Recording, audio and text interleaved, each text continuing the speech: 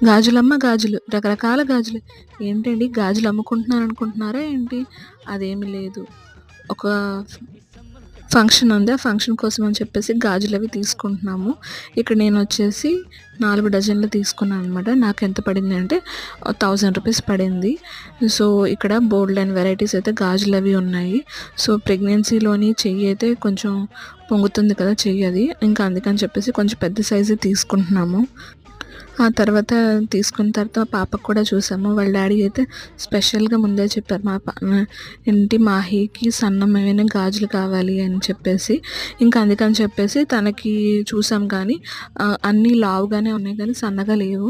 ఇంకా మాహీకి కూడా గాజులంటే అంత ఇంట్రెస్ట్ ఉండదు.